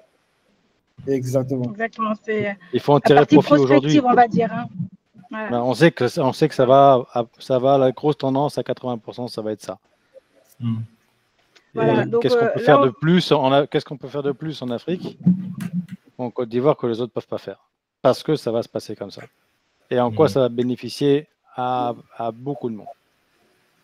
C'est ça qui est important. Donc, exactement. Donc, merci. Hein. Donc, là, on parle de prospective, c'est différents scénarios, comment on s'organise en fonction de la manière dont les choses évoluent. On va passer maintenant la parole à nos participants. On a vu des mains se lever. Donc, je vais passer la parole à M. Moustapha. Je vois que depuis tout à l'heure, sa main est levée. Moustapha, oui, si vous avez une question ou une remarque à faire par rapport à notre sujet de ce soir, vous adressez à nos experts. Moustapha, le micro est éteint. Je ne sais pas si il m'entend. Allô? Oui, donc on va, en attendant que Moustapha se manifeste. Ah, ok, voilà. Voilà, là, c'est parfait. Je voulais dire merci à tous nos panélistes qui ont vraiment développé des aspects importants en la matière. Merci au président Achille. Et là, je voulais prendre au mot l'expert, M. Jean-François, qui a parlé de la possibilité des structures qui restent, qui sont vraiment preneurs pour le développement ou bien le financement pour nos projets PPP, mais ces structures-là, est-ce que, n'étant pas de l'État, est-ce que une structure privée peut aborder ces structures pour avoir la possibilité de financer des projets de développement en Afrique? Voilà, c'était ça ma question. Il faut bien du monde pour les mener.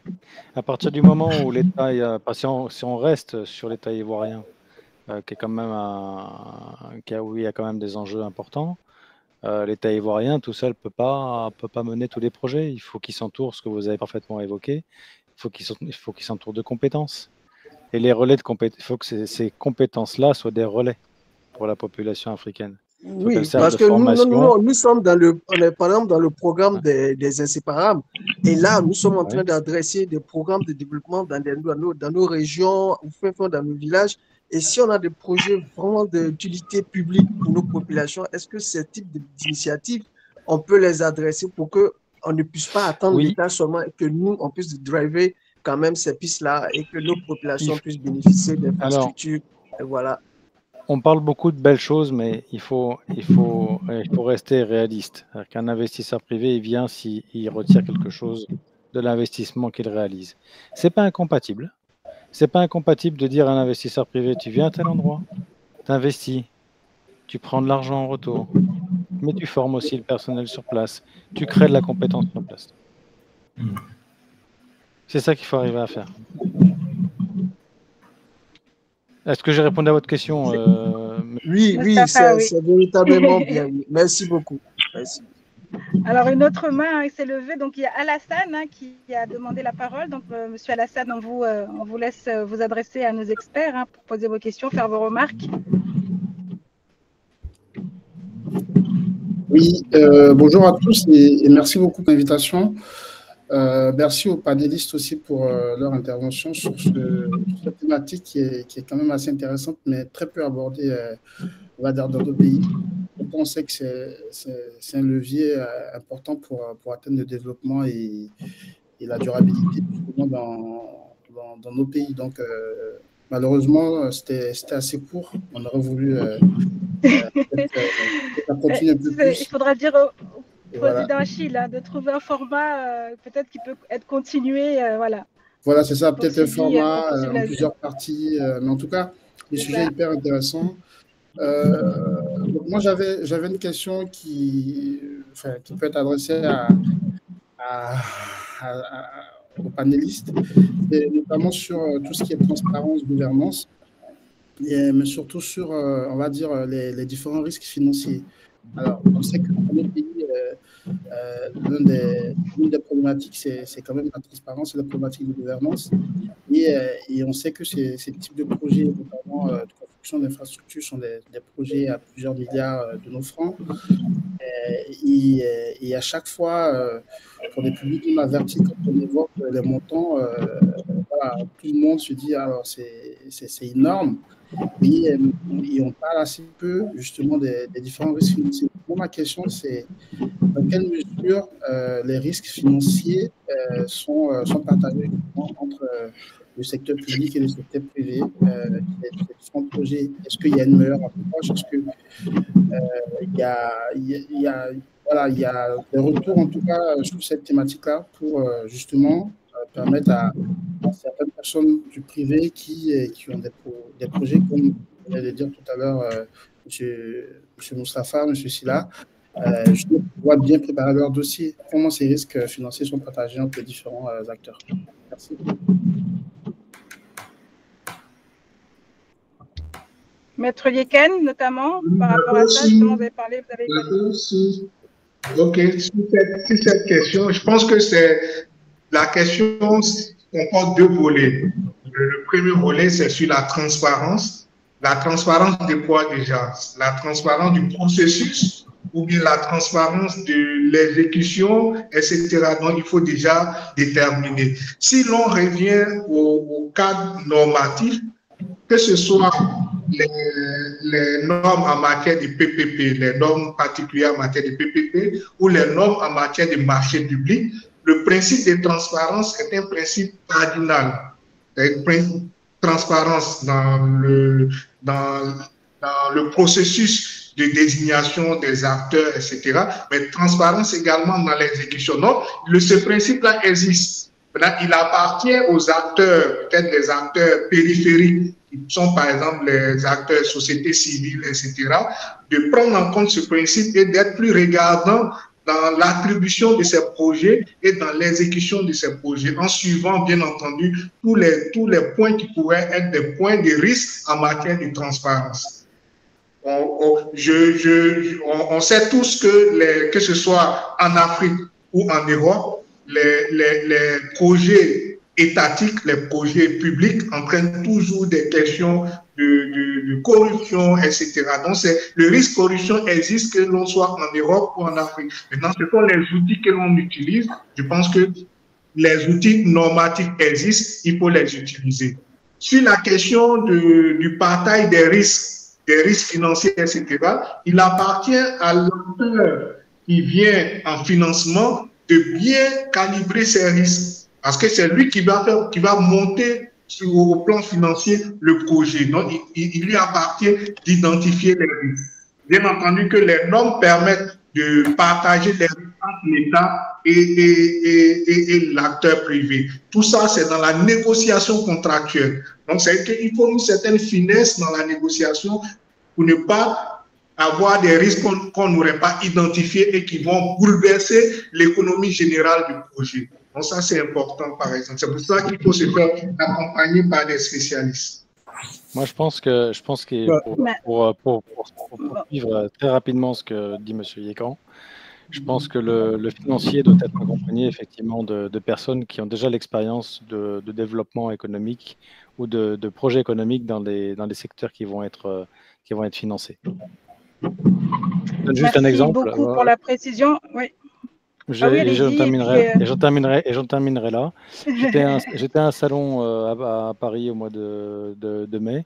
J'ai rencontré un groupe hospitalier clinique privée qui est d'origine de Turquie, qui me disait on vient s'installer sur le marché français, on a ouvert un bureau et on veut voir comment ça se passe en France. On vient essayer de comprendre comment ça se passe parce qu'on veut ouvrir des unités privées ici en France. Bon, je pense que c'est ce qu'il faut faire. C'est un parfait modèle pour l'Afrique. Avant d'aller investir et de s'imaginer que ça va se passer de telle manière, il faut connaître le lieu, il faut se faire connaître, il faut vraiment bien s'imprégner de ce qu'on peut y faire ou pas. Ça se fait pas en 3 semaines, mais il faut un accompagnement par de la compétence de personnes qui ont déjà vécu et payé, et je dirais qu'on a déjà souffert d'avoir à bien paramétrer et balancer, je dirais, les comptes. C'est indispensable. Merci beaucoup. Donc, dernière question avant de clôturer. Je sais, encore une fois, la session peut paraître courte, mais on est soumis justement à des délais, donc au chrono. Donc, Julien avait levé la main tout à l'heure et puis on conclura avec M. Mian et Achille Agbe avant de nous dire au revoir et puis d'attendre la prochaine session du mois prochain. Julien, votre question dans le chat. Il y a qui? Ah oui, il y avait Julien avant. Il y avait Julien, après on passera à Marie-Josée, mais après on ne pourra plus justement continuer malheureusement. Et je vous invite à prendre contact avec les membres des Inséparables si vous avez des contributions justement à apporter en tant que participant. C'est important qu'on garde le lien malgré tout. La session, c'est une chose, mais je pense que l'objectif, c'est de faire vivre justement les débats en dehors de cette session. Oui, Julien, votre question, s'il vous plaît. Julien? Vous m'entendez? Allô? Oui, on vous entend. Oui, allez-y. D'accord, mais c'était juste une contribution, pas nécessairement une question. En fait, je voulais juste réagir sur 2 petits points. Déjà, en fait, il y a Yékan qui tout à l'heure parlait justement des mécanismes d'investissement alternatifs. Je pense qu'avec Jean-François, on a eu à travailler ensemble justement sur une plateforme de financement de projets PPP. D'ailleurs, je ne sais pas si on a parlé plus après, j'ai eu un petit souci de connexion, j'ai dû être déconnecté. C'est juste cette contribution qu'effectivement, à l'occasion des programmes et des projets qui se développent sur le programme Inséparables, voilà, il est prévu en fait dans le Next Step la mise en place de projets PPP d'impact, franchement, voilà. Donc, c'est tout l'enjeu de cette discussion pour ne pas justement rester dans le caractère discussion, mais d'aller un peu plus en fait en profondeur sur l'implémentation. D'ailleurs, au mois de septembre, il va y avoir en fait, voilà, avec tous les présidents qui se sont succédés, en fait, ce sera l'occasion de présenter de tout petits projets, voilà, qui permettront de mettre la main à l'étrier, en tout cas sur le terrain de l'exécution. Donc, c'est une information que je voulais partager. On vous donnera plus d'informations sur le sujet qui ont cours de préparation avec Sylvain et l'ensemble des présidents du programme Inséparable. Et puis aussi avec à la sentimité tout à l'heure qui parlait des risques financiers. Je me suis senti en fait aussi concerné par la thématique, voilà, des risques financiers. Effectivement, il y a énormément de risques en fait qui peuvent affecter un contrat, un partenariat, un projet PPP, notamment lorsque la transaction est mêlée à donc, on sait aussi que voilà, ces devises peuvent, selon justement la balance commerciale, ou aussi les avoirs justement des pays en fait en dotation de devises étrangères. Donc du coup, je pense que l'un des gros risques financiers qui peut affecter le projet PPP, c'est aussi justement ce risque de devises. Pourquoi? Parce que les projets PPP, projets qui s'étendent dans la durée. C'est le premier coup. Le second risque, c'est aussi la variation des prix des matériaux qui seront utilisés à l'occasion des financements PPP. On l'a vu avec le métro d'Abidjan qui a dû être réévalué plus d'une fois. Voilà, je ne sais plus le montant exact, mais aujourd'hui, on frôle les 1000 milliards de francs CFA, alors qu'il y avait 10 ans en arrière, qui était autour de 300 milliards de francs CFA. Donc, je pense que voilà, le contrat peut se renégocier, tout ça.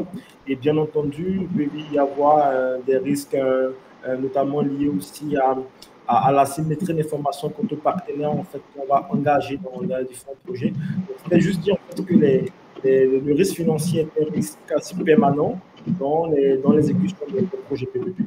Voilà. Merci beaucoup pour les précisions. Dernière question de notre participante Marie-Josée. Marie-Josée, question ou intervention libre? Merci beaucoup. Je vais faire les deux en un et je vous ai pris un peu tard, donc désolée si des choses ont déjà été discutées et que je reviens là-dessus. Et merci Uriel pour l'invitation. Je trouve le thème très intéressant. Je ne travaille pas forcément directement sur les infrastructures, mais plutôt sur les projets, les lois et stratégies politiques liées au changement climatique.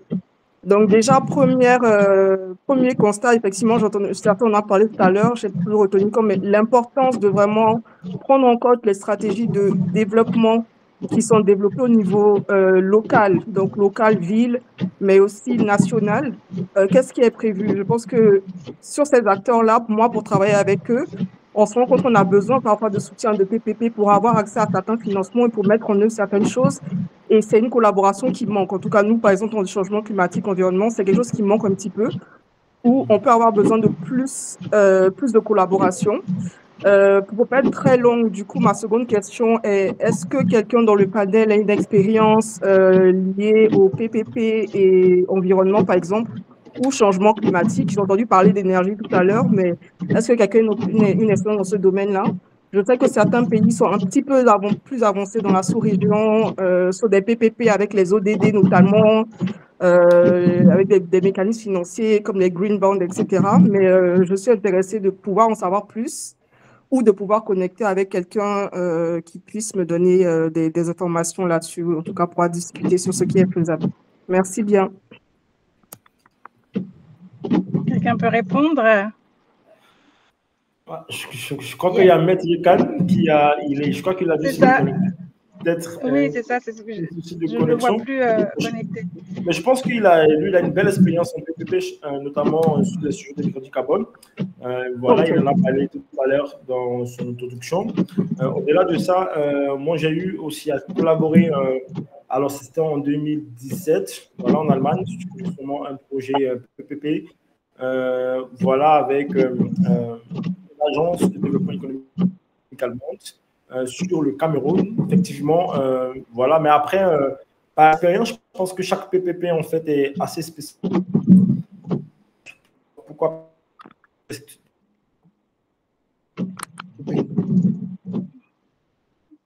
On a du mal à vous entendre, Achille. Donc, on va donner maintenant la parole à monsieur Mienne, hein, pour finir, parce qu'encore une fois, on va continuer encore en longueur.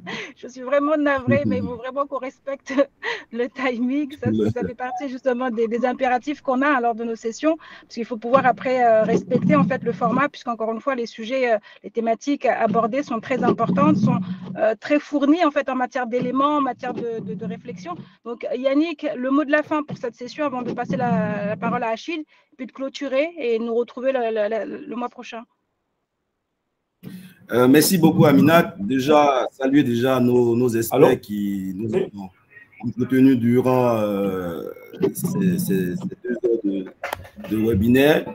Ce que je dirais principalement, c'est que au niveau des PPP, vu comme on l'a présenté et vu comment il est pris dans nos États, il vise principalement les infrastructures d'envergure.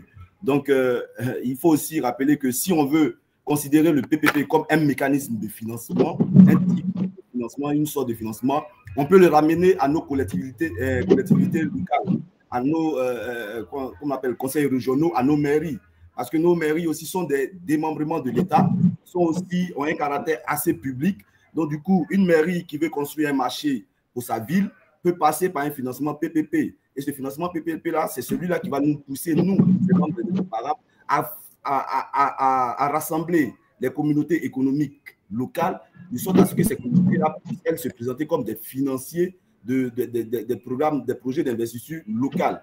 Donc, c'est un peu l'appui que nous, on veut apporter à travers les Inséparables. C'est vrai qu'au jour de maintenant, les Inséparables ne vont pas se présenter investisseurs pour aller financer l'autoroute Côte d'Ivoire-Nigeria, mais les Inséparables, à travers les actions humaines, peuvent se supporter financier de certaines infrastructures au plan local, vu que nous sommes dans l'objectif de regrouper des intelligents, de regrouper des financiers, de regrouper des investisseurs locaux et de les mettre en mouvement économique pour pouvoir les aider eux-mêmes à financer des infrastructures avec nos collectivités locales, nos maires, nos conseillers régionaux, des projets locaux qui peuvent être financés avec ce mécanisme-là qui est le PPP. Donc, c'est pour dire globalement merci à tous nos intervenants et je pense que les experts vont essayer de travailler sur ce type de financement-là qui est le PPP et le ramener à nos collectivités locales pour qu'elles puissent en profiter. Merci beaucoup, Monsieur Mienne. Donc, on arrive à la fin de notre session de ce soir. Dernier mot avec Achille avant de nous dire au revoir. Achille, les Inséparables, on a vu une 4e session aujourd'hui. Plus on avance, plus le programme s'étoffe, plus le programme justement se forme à aller chercher au-delà justement de ces Inséparables, puisqu'encore une fois, on a des experts sur des sujets bien pointus qui visent justement à toucher les politiques publiques locales dans les différents pays. Là, on parle de la Côte d'Ivoire, mais on est amené à s'étendre. Donc, un dernier mot avant de nous quitter, Achille, ce soir. Dernier mot, c'est juste dire merci en tout cas à tout le monde. Ça devient un très bon rendez-vous. Voilà, moi je suis à Abidjan pour 3 semaines et je crois que il va y avoir un événement ici à Abidjan pour les Inséparables qui sera le dîner de décoration, de remise de médailles en fait à nos présidents et leurs équipes qui se sont succédés en 5 mois. Je pense que les livrables sont importants. Du coup, je profite de la parole en fait donnée pour vous inviter, tous ceux qui seront à Abidjan en fait à la prochaine session Athéna qui va avoir lieu à l'hôtel Capitole, pour l'investiture du président, qui s'appelle Moustapha Silla, qui justement va succéder à Uriel si je suis le col. Et aussi, profitez aussi pour vous inviter à ce dîner qui va avoir lieu en fait en septembre. La date reste à fixer. Voilà, et ça va être super important parce que le programme Inséparables va se décliner aussi dans le giron de la coopération internationale avec pas mal de représentations diplomatiques internationales, notamment la France, les États-Unis, la Suisse, la Belgique. Donc, je n'en dis pas plus, Amina, pour garder un peu de suspense, puisqu'on arrive quand même à un niveau assez important aussi. Je sais que sur le call, il y a pas mal de personnes de EUC, de l'étranger. Voilà, je pense qu'on dès le mois de décembre, en janvier, le programme Inséparable va s'implémenter dans tous les pays, les 50 pays que nous couvrons. Donc, voilà, donc on va simplement dire que l'expérience Côte d'Ivoire a été justement le fer de lance du dispositif. On est très satisfait de ce programme. En tout cas, bravo, Sylvain Mignon, bravo à tout le président, bravo à toutes ces personnes, ces personnalités qui font un travail assez remarquable et aussi les livrables qu'on voit justement sur ce programme qui est, qui est simplement génial. En tout cas, merci beaucoup à tout le monde. Voilà, et très belle soirée. Voilà, à tous. Merci. Merci à tous. Avant de nous quitter, juste une petite précision. Donc, il y a le site des Inséparables. On précise www.les-du6inséparables.org. N'hésitez pas à aller voir sur le site et puis avoir aussi contact avec les membres de l'organisation pour ceux qui souhaitent avoir des informations complémentaires et puis poser des questions. Et justement, pour ces mises en relation, parce que c'est aussi l'objectif, je vois des questions, c'est possible d'avoir les contacts. N'hésitez pas à aller sur le site, je répète, le www.les-du6inséparables.org. Merci à vous tous pour votre participation, pour votre attention. Encore une fois, les Inséparables, ce soir, on a traité d'un sujet important puisque c'est l'objectif. Donc, je vous donne rendez-vous le mois prochain pour une autre thématique et restez connectés et puis continuons à travailler ensemble parce qu'encore une fois, c'est comme ça qu'on ira tous bien loin. Bonne soirée à tous et à la prochaine. Bonne soirée à tous. Au revoir, merci. Bonne soirée à tous, merci. Merci. Salut Sophie. Bonne soirée à tous. Bonsoir. Au revoir.